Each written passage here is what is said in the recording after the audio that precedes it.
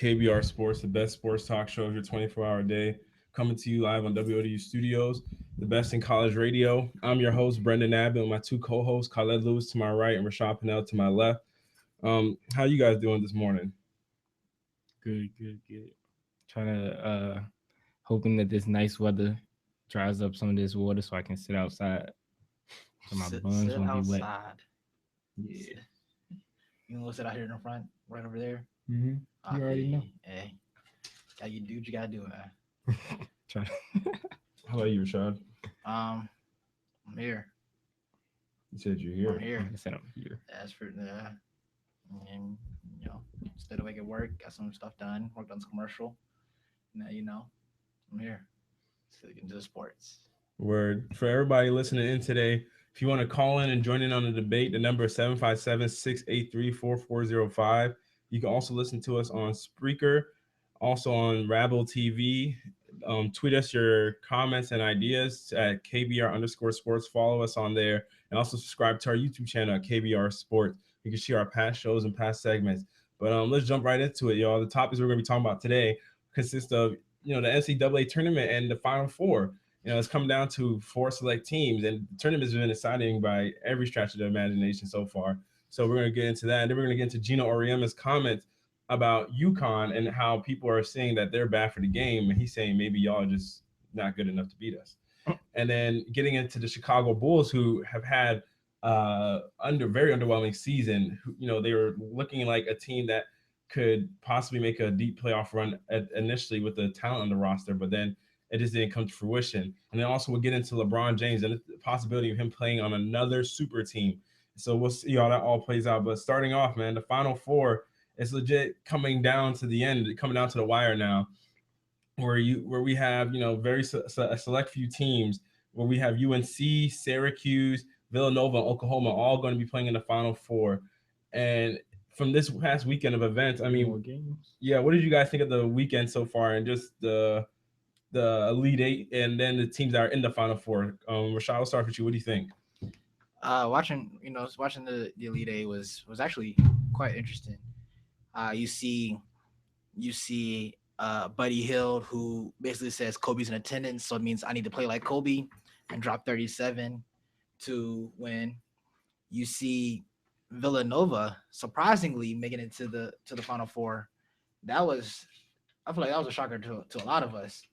I said Villanova make it, and then especially the big game with the Syracuse, upsetting UVA with their press break that just UVA struggled with, and the game with a late push after UVA was leading by 10 points at halftime.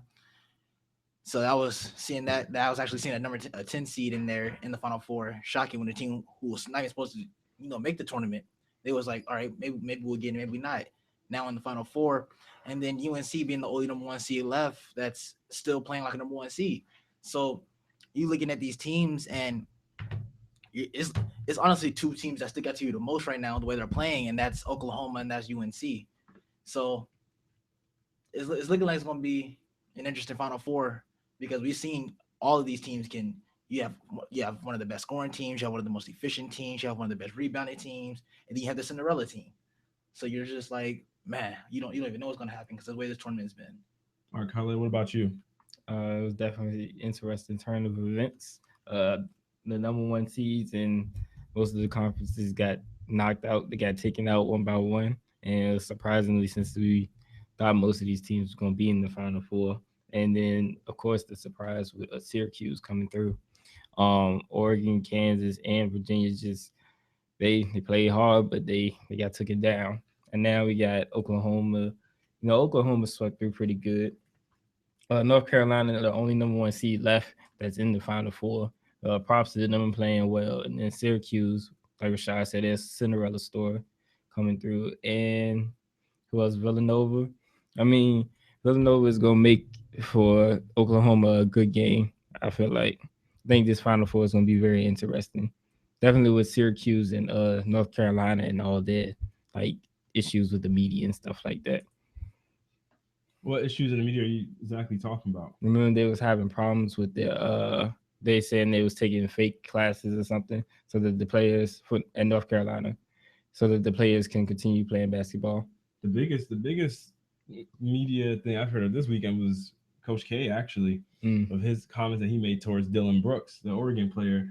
Well, actually, get into that. What do you guys think about that? Also, just as a side note, what did you guys think about those things with Coach K? Because pretty much for those who don't know, Coach K at the end of the Oregon Duke game, because obviously Oregon brought the work to Duke, and Dylan Brooks launched up a three. I mean, there was a differential between shot clock and game clock, so he shot a three and made it, and then he got extra excited. And then when they were walking in the congratulatory lines, Coach K pulled Dylan Brooks to the side, not really to the side, but he talked to him and told him, you're too good to be doing all that.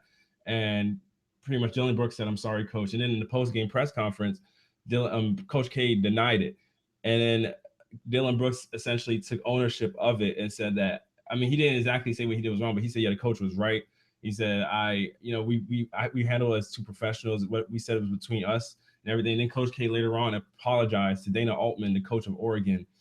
And now this whole whirlwind has been created by Coach K with people saying, do you feel as though a coach should have the right to talk to another team's players, even though it's a coach of Coach K's stature? So what do you guys think about that? I feel like coaches should they should give their insight on people, on like other players and stuff like that on other teams, and give some creative criticism just to be like, oh, don't do that or something like that. This is not professional. I mean, it helps because it helps the player. No, it gets a different perspective from maybe the coach that their head coach weren't telling them. So now that they can get another coach, like Coach K, who's someone who's a notable name, and to be telling them that, it's actually probably something good for them. It probably helps them out a whole lot, and they probably wish that they could hear a little bit more from them. Rashad, what do you think? I mean, he didn't. Coach K, I think he did the right thing. He didn't go out. He didn't come at his neck or anything. He didn't go to him negative. He told him, "Hey, you're a good player. You shouldn't, just remain humble, basically, because you never know what can happen in your next game like that. So it's just stuff like that. Just kind of letting you know, like, hey, just that sportsman, like that attitude right there doesn't carry well, and it's not gonna carry far into the pros as well. So it's just a coach letting him know from past experiences, like what's gonna happen. Because some wonder if Coach K was being a bit of a sore loser, not exactly being, the exactly wise overseeing coach that people believe him to be. So what would you guys tell the people that feel that way about Coach K, that it could have been a sore loser thing? Because some people would say, hey, how are you going to talk to Dylan Brooks when Grayson Allen's over here tripping up guys? And how would you feel if another coach came and talked to Grayson Allen? Because no coach has done it so far. So what would you guys say to the people that feel that way? I mean, I think it's a thing, sort of, it's like him just being wise, just knowing how to coach and like knowing the game, telling other players. Anybody on the court gains knowledge from either one of the coaches, even if they don't tell them directly, or if they do, they still learn something from what the coaches say or do through, like, for the team. So I don't think it's a sore loser thing. I mean, you already know Coach K is gonna tell his team, like, look, you need to do better. You shouldn't, do this, that, and the third. He already talking to them, but maybe some, just a little bit of knowledge from him, towards some of the other players on the other team. It can help out just a little bit. I don't think it's not no real sore loser type thing. The thing with the tripping is that causes problems with other teams as well, because you're risking other players getting injured at the same time. So I feel like other coaches are kind of like come at that in a different way than what Coach K did, tell him, saying that he's too good to be showboating in a sense, especially after they already won. I don't think he's being a sore loser, because at the same time, Coach K's handling his issues with Grayson Allen. As we've seen before, Coach K handles his players. Because if you're not according to Coach K Duke material, you gone. You can look at home on anything like that. You're dismissed from the team. So I'm completely sure that this Grayson Allen situation has been handled. Even though it's reoccurring, it's been handled. It's probably been to the point where Grayson Allen was probably almost off the team. None of us even know that. So for people to if they were trying to make a comparison kind of sense like that, you can be like, well, if you look at that, Grayson Allen does something that's injured, so another coach from another player be like, hey, you're trying to injure my player, you need to cool out with that. So I feel like Coach K maybe have a problem with that, but if he's telling, hey, Grayson, you're too good to be constantly tripping people, jeopardizing what you can have coming up in the future, getting probably kicked off the program, something like that. Then I'm like, okay, so Coach K's probably like, yeah, that's something another coach is telling you too. So obviously you need to change your ways before you're gone.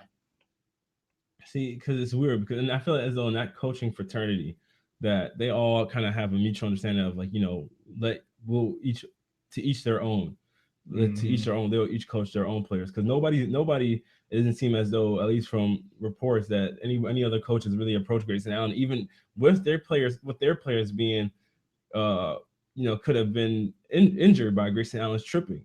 But Dylan Brooks is merely showing a sign of, excitement that his team was moving on into the Elite Eight. And then Coach K pulls Dylan Brooks aside and tells him that you're not good enough to do that. So a lot of a lot of people felt as though, Coach K violated that trust in that He amongst didn't really coaches. say he wasn't good enough. Agreement. He wasn't not good enough to do that.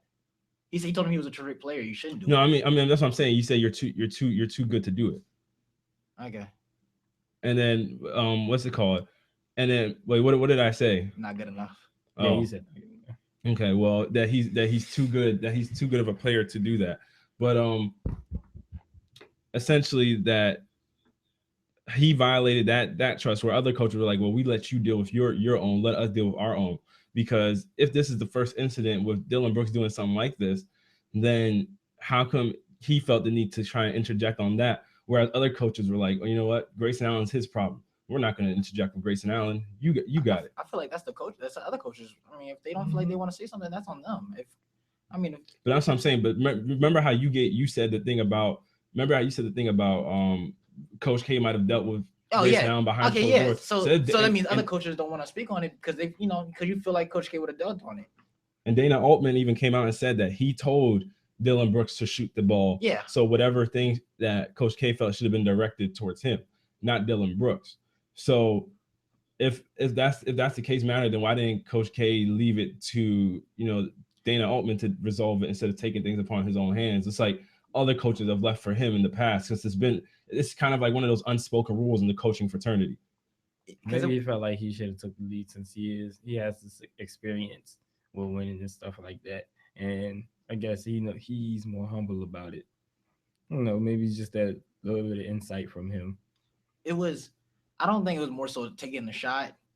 It was his reaction after hitting the shot when there's like no contest or anything, and he just act like he just like took the lead of the game in a sense. The way he like kind of like, I guess you would say like people when they hit a 3-point they celebrate in a sense, but at the point it was not necessary. You see what I'm saying? So that's kind of how like I look at it more so than how coaches coming out saying that, I told him take the shot. I mean, obviously you gotta take the shot. You don't want a shot clock violation. That's a turnover. So you're gonna shoot the shot regardless. But I mean, the way he reacted after the shot is kind of where I guess Coach K coming, hey, you're too good to act like that. So is Coach K given a pass over the other coaches? I mean, I feel like if Marcus Page did that, and then any other coach, let's say Jim Boeheim, let Jim Boeheim say something like, hey, you're too good to be taking shots like that.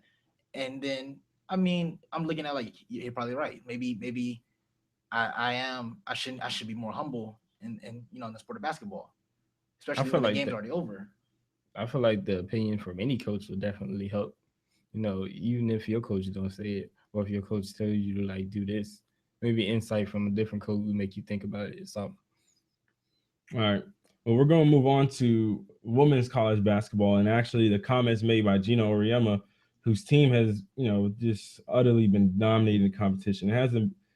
They won pretty much every game in this tournament by double figures and so on. I saw a stat and on ESPN that said that in their last 120 games, they are 119-1.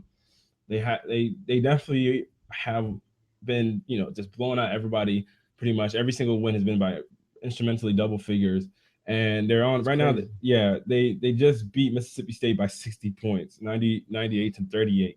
And they're on a 72-game win streak to try and break their own 90-game win streak. Mm-hmm. Like that's their own record that they got a few years ago.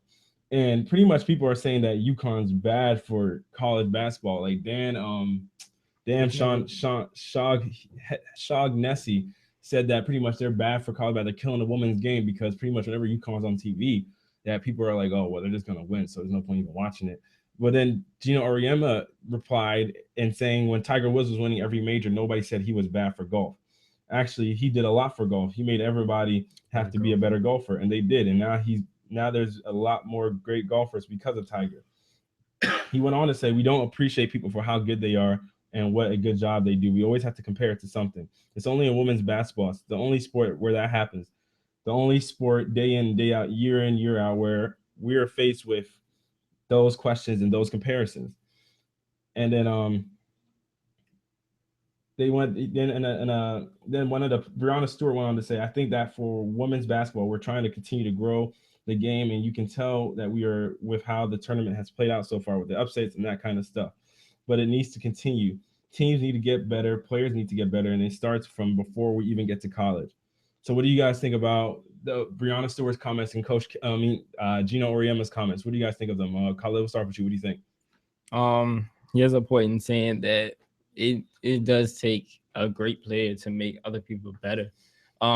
These things that they were saying, the same thing we was hearing, a couple of months ago about the Warriors. How they were saying that the Warriors was bad for basketball because of because they was gonna win no matter what. And I guess they took away viewers and stuff like that. But see, the thing is, it's not just that about the one side, entertainment part of the basketball part. It's also about the players as well. You have this great team that people strive to beat. They're gonna do their best to get better, and they're gonna work their hardest to try and beat those players. So I do think that UConn, them winning helps the women's basketball in a sense, because it does make everybody better, because it makes them want to beat UConn. And once they train, like practice and get better at whatever, and they actually beat them, you ain't gonna be saying UConn is bad for women's basketball, because now there's somebody that can actually beat them. And then what did Brianna say? She said, I think women's basketball is trying to continue to grow the game. I mean, she's true in the sense. What she said is definitely true. Yeah, you just got to they just got to get better. No, everybody got to get better. Even them, even though they are winning, whatever, they still got a lot of places where they can grow on. And it does start from before they even get to college as well. Just learning the fundamentals make them just a better overall foundation as a player. All right, Rashad, what do you think? Is actually kind of interesting, because I was actually thinking about this last night, and I was like, Geno Auriemma gets he's basically Sean Calipari of women's basketball. How I mean, obviously the players is gonna want to go play for one of the top coaches in the country, and if you're producing championships, why wouldn't you go play there? So if the best players are going to play there, whose fault is that? It's not his fault that he can recruit. It's not his fault that he can coach. It's not his fault that other teams can't do what he does. It's I think he's right for supporting his team, and I do the same for Calipari. He supports his team. Like, he can't.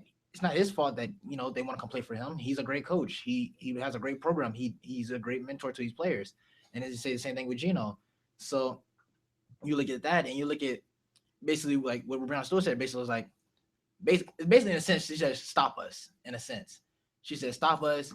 If it's such a problem, we're gonna make the game grow. That's our job. We're trying to do what's best for us.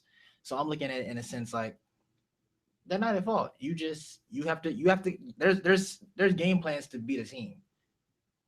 I mean, you practice the same way they practice. They may go a little harder, but in the same thing, y'all both go into a gym, y'all both pick up basketballs, y'all both practice. So at the same time, any team is beatable. You just need to know what to do. And we've seen UConn lose before with teams better than what they even have now. So it's not bad for the game of basketball, because a team is dominating. It's you gotta credit the players that he has, the players that he recruit, the coach that he has, the coaching style that he has, and then the other teams has to accommodate for that.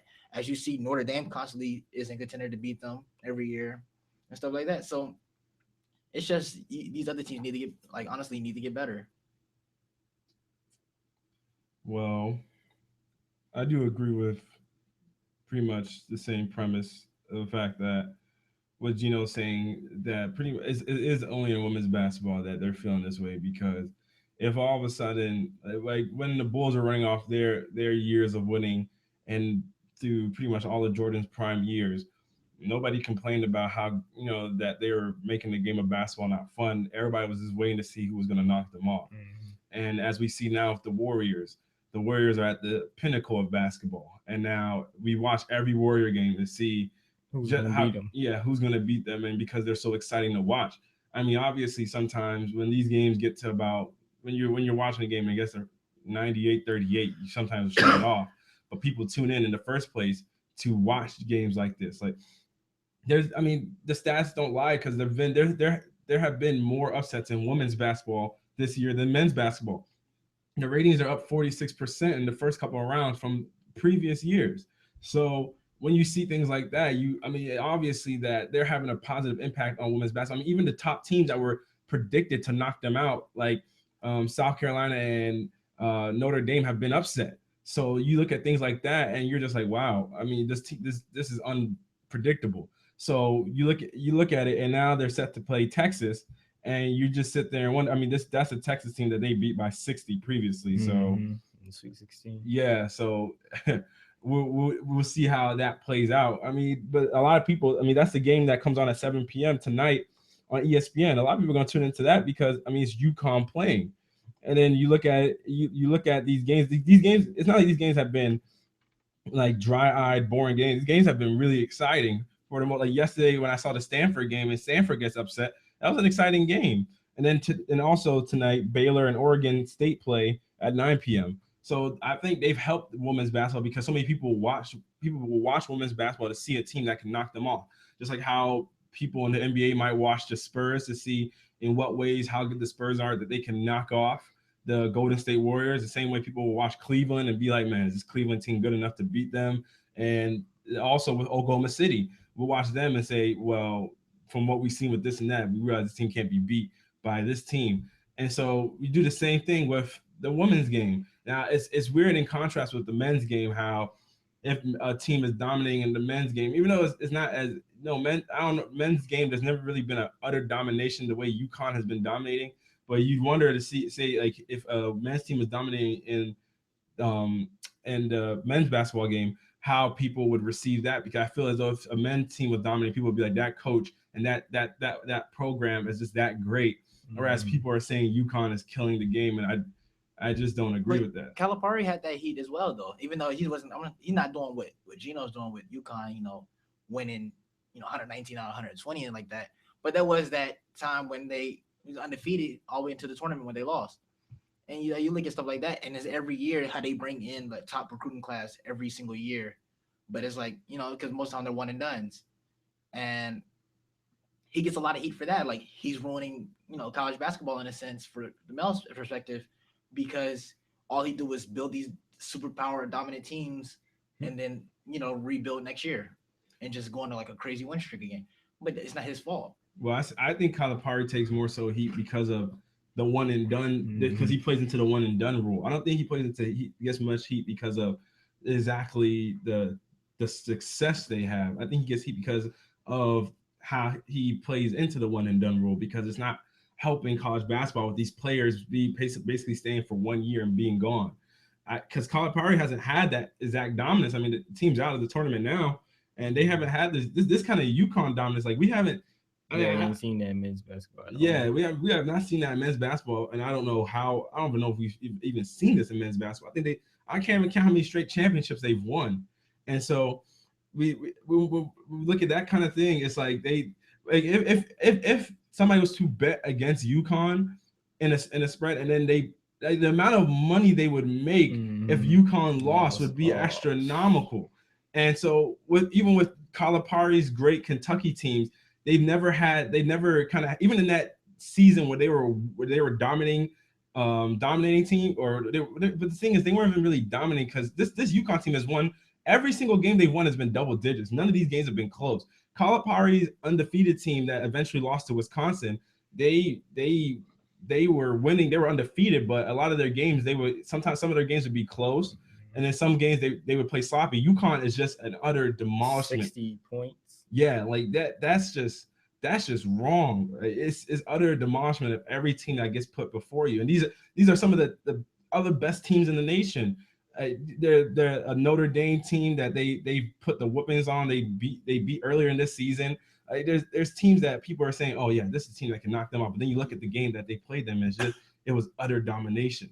Yeah, like it is, but they also have the most dominant college player in women's basketball right now in Breanna Stewart, because nobody can physically like stop her. And then that- Baylor also had Brittany Griner. And the same, if you look at that, no one can stop them either until. But UConn beat them. See what I'm saying? Yeah. And UConn, that even with Brittany Griner, UConn still. So this whole thing about, because even when you get a woman with a 6'8" measuring span that can dunk and everything like that, pretty much had to be triple teamed by other teams.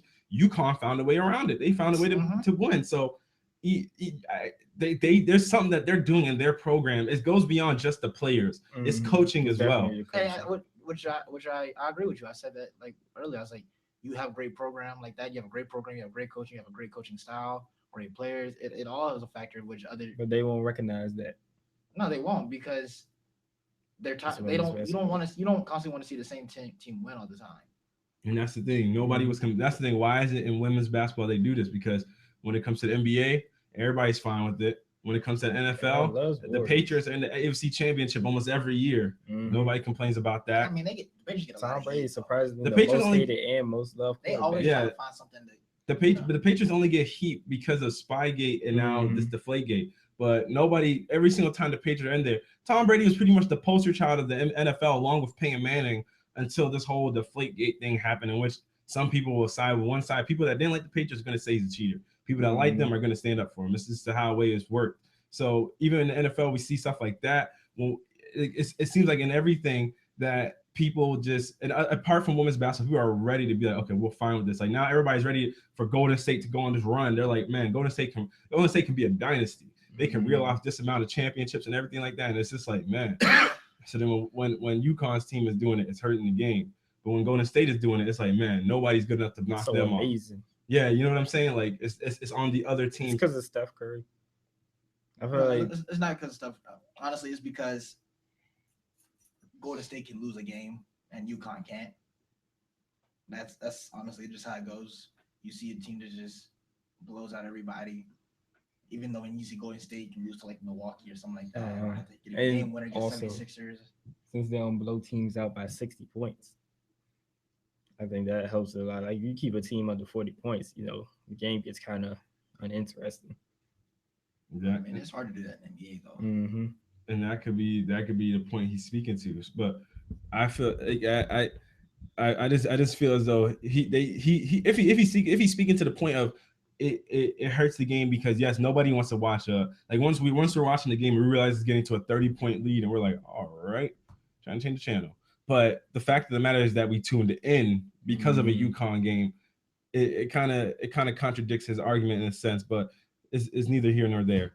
But moving on, we're going to talk about going into the NBA, talking about the Chicago Bulls, who recently dropped their last 3 games, and the most recent game being a loss to the Orlando Magic.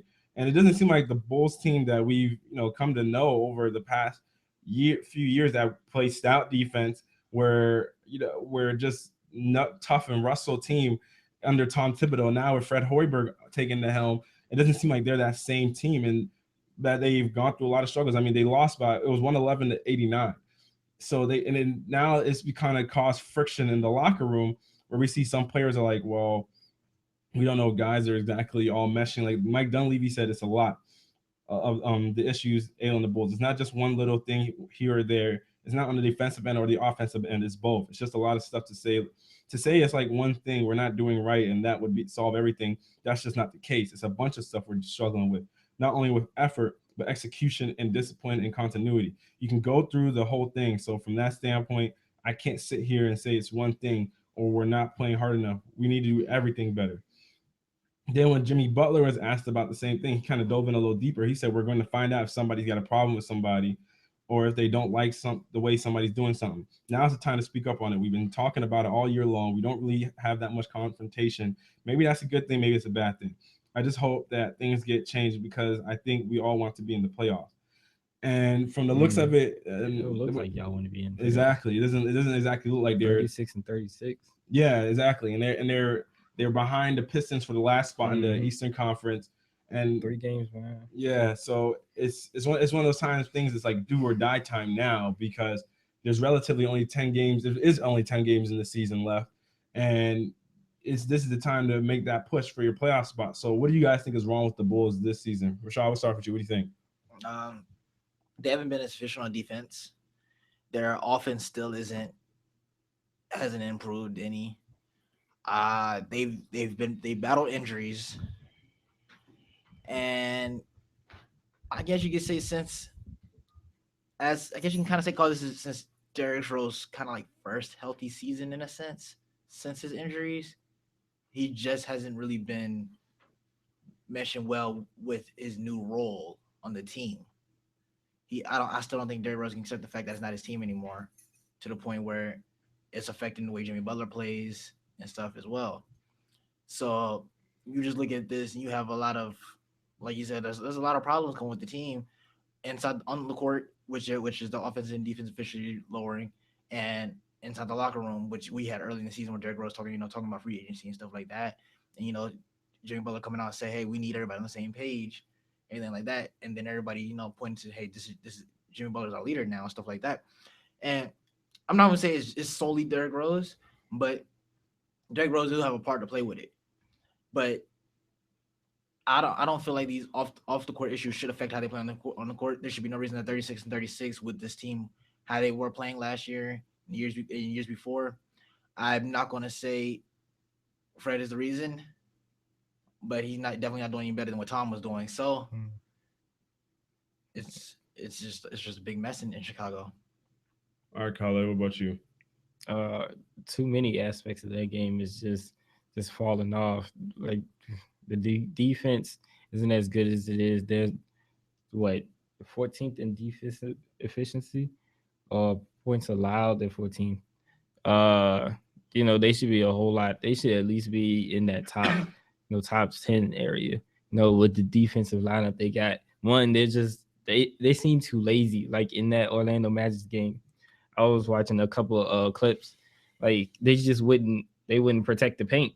And it's sad because you have Paul Gasol down there, and you see a player coming up about to hit him with a layup or going for alley-oops and stuff like that, and you don't even jump or put your hands up and try and stop it. I think they just lagging on the defense a little bit. They're getting a little lazy. Offense, I think they're forcing too many shots. Their shooting has become it's just been bad. They're 20th in scoring now, and it's just their offense have just fallen off.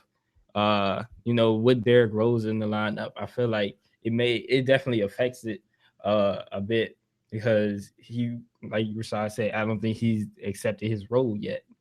And he needs to know that he can't take the lead on the team anymore, and that Jimmy Butler will be the main guy for the team most of the time. You have to play your role to help not only him but the other players on the team get their looks and get their spots and stuff like that. And you can't always just force yourself to try and be the best on the team.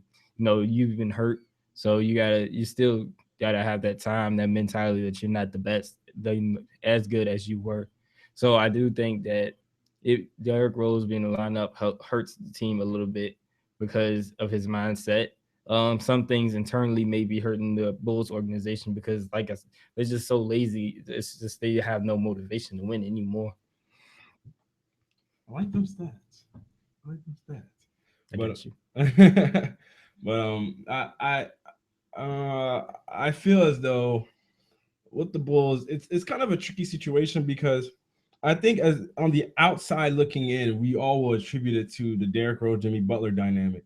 But from insiders on the Bulls, it seems as though it kind of goes deeper than that a bit, because when they look at it's not exactly Fred Hoiberg's fault, but it's just that the Bulls aren't, because Fred Hoiberg is more of a relaxed coach, whereas Tom Thibodeau was more of he was a very exuberant kind of guy. And the Bulls have kind of taken on more so of Tom Thibodeau's identity. So where Fred Hoiberg's approach, the Bulls are a little bit more resistant to how he tends to want to try and coach the games and stuff. He's more relaxed. And he even has said that the team in shoot arounds and everything, they're they're way more focused and shoot around and in practice than when they get into games. Like you were saying, Colin, like they in defense, it seems as though it's just the wandering bodies. They're just lost. I mean, even though Pau Gasol's never really been a defensive player, it seems as though here like nobody is even making the attempt. I mean, one thing that I feel as though has been attributed to that's contributed to this big dip off in the Bulls playing style has been because of Joakim Noah being on the bench and obviously having gotten season-ending shoulder surgery. So with him, when he was initially relegated to the bench, Joakim Noah was the emotional leader for this team. Joakim Noah was the guy that brought the fight. Joakim Noah played the role of Draymond Green in Chicago. Joakim Noah was the fire starter. You got everything going for these guys. He was the heart and soul of this team. Former defensive player of the year and everything. And then with his myriad of injuries, he had to be relegated to the bench. And then with Fred Hoiberg doing that, it kind of lessened Joakim Noah's voice in the locker room. So then after he's relegated to the bench and he goes out with shoulder surgery, they're looking for a leader. And Derrick Rose has never really been that vocal leader. I heard you guys saying that he was like trying to be the leader, but he's never really been that guy. He's kind of been the silent guy that kind of just he's like, I'm showing up, I'm gonna play kind of guy. He's never really been the vocal kind of guy. And then it seems as though when Jimmy Butler tries to take on that leadership role, he kind of gets some push and tug with veteran players on that team. So it's kind of like a difficult thing for him to kind of assume that role also. So it seems as though the team is kind of lost a bit because they don't have no leader. Yeah, they don't want Jimmy Butler as the leader either. And Taj Gibson is trying to fill that role for them because Taj Gibson kind of has that same fire to it, the way he plays, the same style of play, that grit and hustle game. And yet it hasn't worked since Joakim Noah went out. And so you look at it now, and with them being outside of the playoffs, I just want you guys think this is a broken team? I think they are lost. They are definitely lost. They need something to just put them back together. They need a leader, like a congruent leader, somebody that they're actually going to listen to and agree upon. And what's the word I'm looking for? They're going to, I can't think of the word, but they're just gonna work well with that one person, leading the charge. I feel like the word you're looking for, follow? Not follow. Mesh. Yeah, mesh. Something like mesh.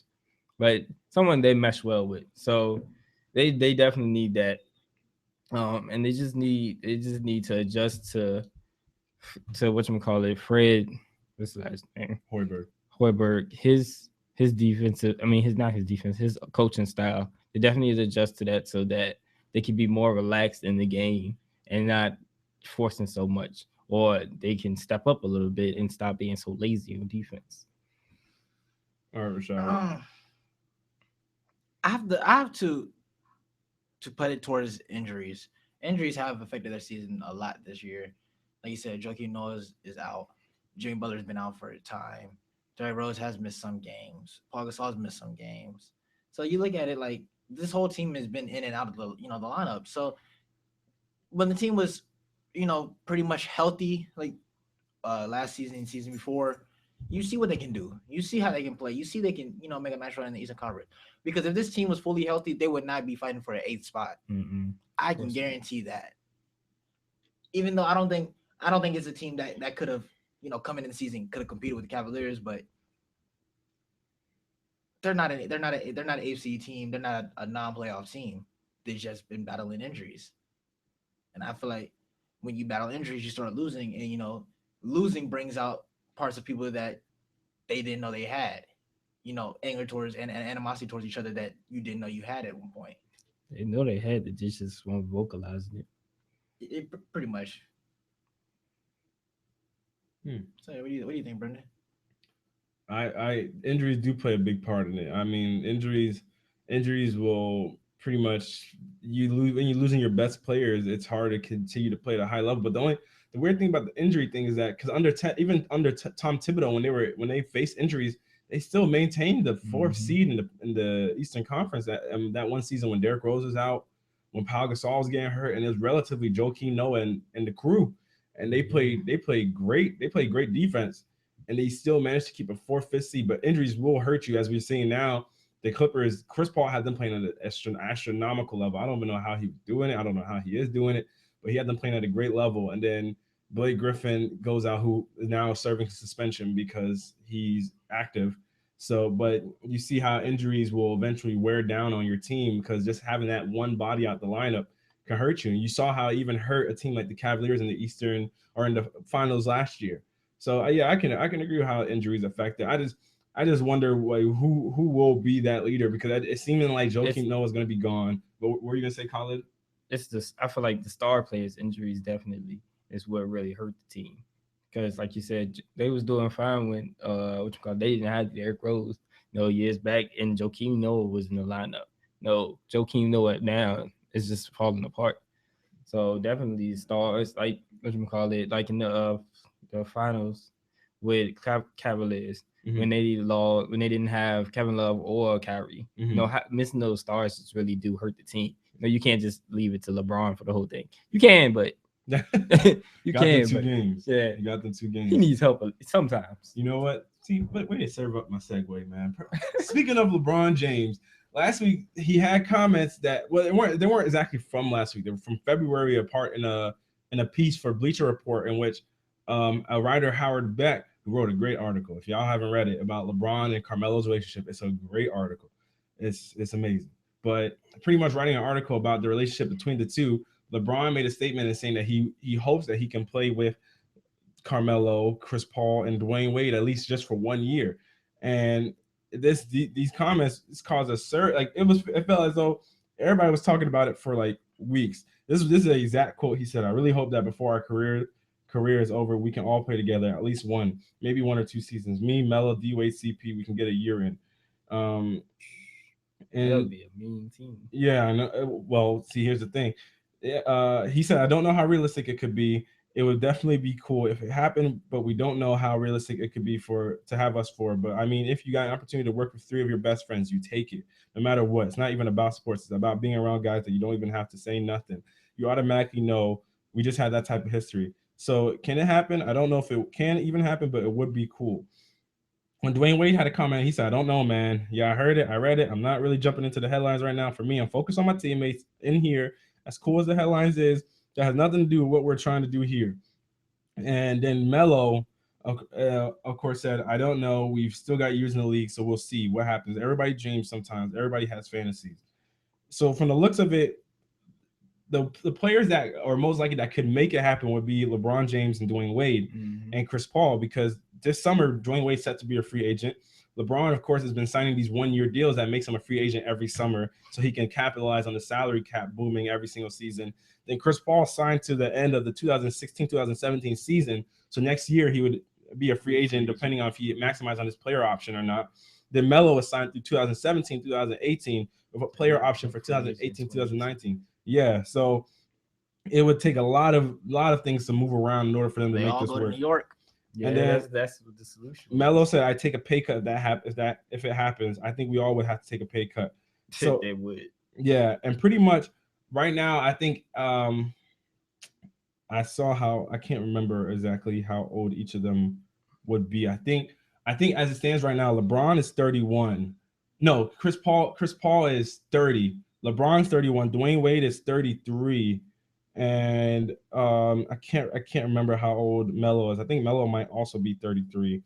But what do you guys think the odds are? What do you guys think of this super team that LeBron's talking about having formulate together? Well, actually, LeBron is 31, Anthony's 32, Wade is 34, and Chris Paul's 30. So in order for all this to happen, you probably could add about 2 years onto each of their ages. So LeBron James would be 33, Wade would be 36, Paul would be 32, and Anthony would be 34. So what do you guys think of this possible super team LeBron was talking about? Khalid, I'm sorry for you. What do you think? I mean, it'd be amazing to watch, but the likelihood of it happening is slim to none. You got to think about it. If Chris Paul is right now is basically having a winning season, was he willing to leave the Clippers for another team like New York? One, they all would have to take a pay cut. That's one, because They will all have to go to New York since Melo will have the most time on his contract, and since they're going to be giving up, they're going to be losing their contract a lot sooner. Not to mention, you'll have to do a mean trade for Chris Paul on New York's behalf to have him in the lineup. You have to trade about 3 players to equal up Chris Paul's efficiency. And it was just, it'll hurt the Clippers team. So, and I'm pretty sure Chris Paul loves LA. Everybody loves LA. So him just being in that environment, that's one factor that'll hurt the chances of this super team. Another thing, Dwayne Wade and LeBron. Dwayne Wade getting a pay cut. I know he probably don't want to lose his money, even though he will become free agent soon. LeBron as well. LeBron always willing to go somewhere. And then Melo. Come on. He's just trying to get the rings, bro. Gosh.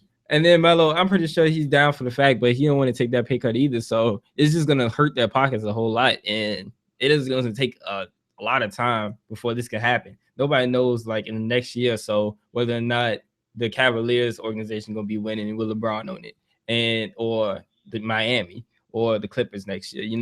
It's just so many things that has to go into, like, factors that plays into it, that it may not down the road may not be thought to LeBron. All right. Let me disagree with you for a little bit, Khaled.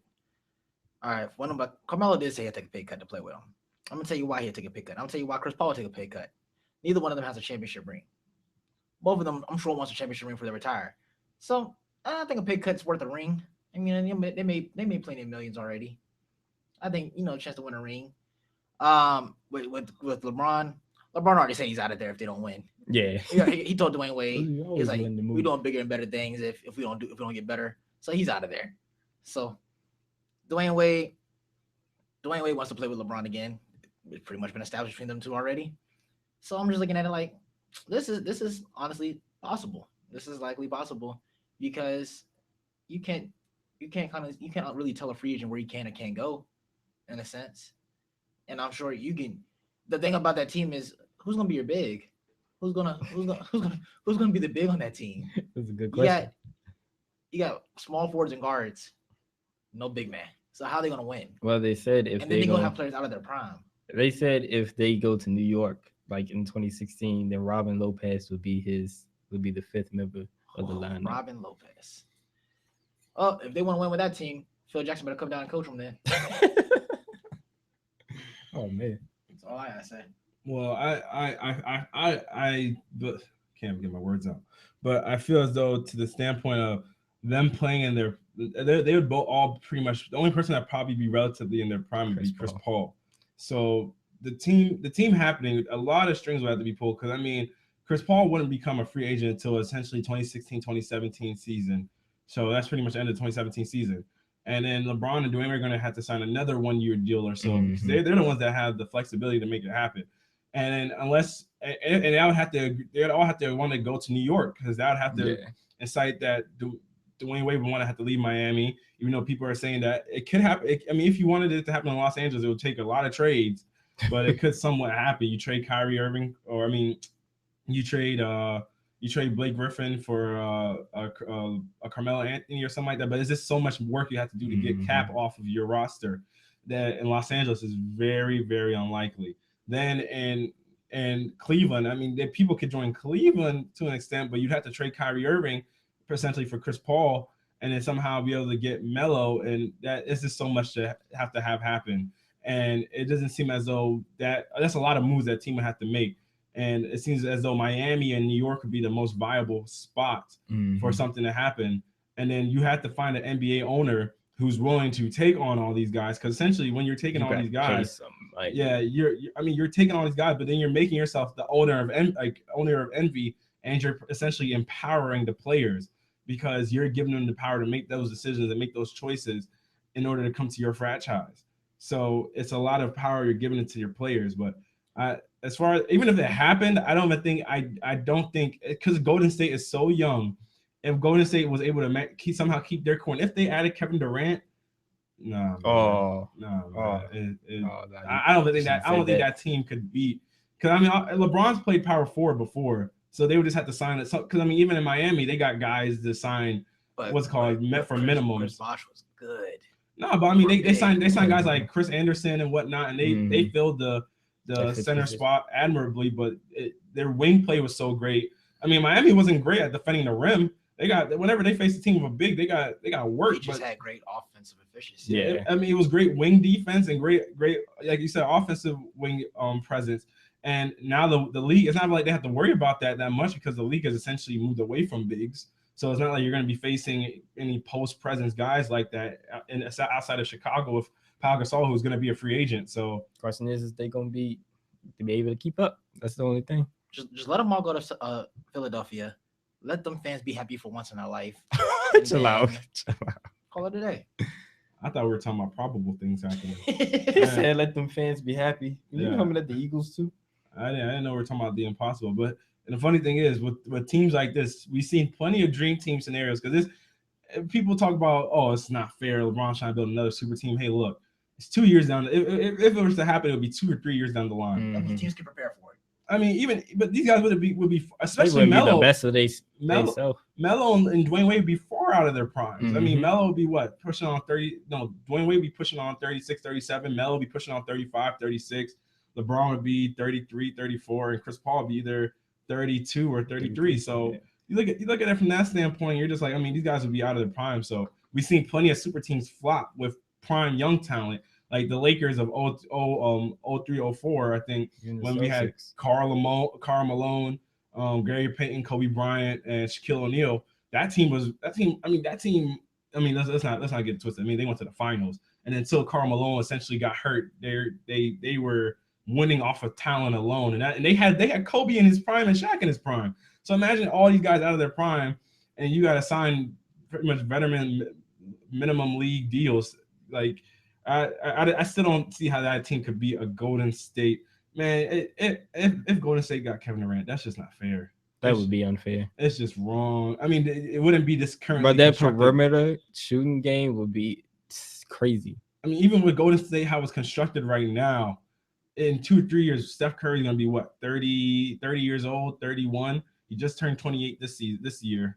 Birthday's March 14th. Hello, shout out. But yeah, he just turned 28 this year, so he'd be 30. Klay Thompson would be about 29, 28, I believe. That's crazy. Yeah, they're young. That's a young core, so they got plenty of years left in them to flourish and dominate. Mm-hmm. But yeah, guys, that's gonna wrap it up for today's show. It's been KBR Sports, the best sports talk show of your 24-hour day, coming to you on WOD Studios, the best in college radio. Check us out on Spreaker and Rabble, where you can listen to our podcasts on there, and also on iTunes. And download the Rabble app so you can listen to us when you're going to work, you're on the way somewhere, going somewhere else. You can listen to us live. And also, tweet us at KBR_sports and give us your topics and opinions and comments so we can read them out live during the show. And also comment on the YouTube streams when we're streaming so that we can read your comments aloud during the show. And also, anybody wants to join in the debate, the number 757-683-4405. So you can call in and give us your opinions and also debate in with us during shows. But all right, that's going to wrap it up for the show today, guys. Y'all have a good day.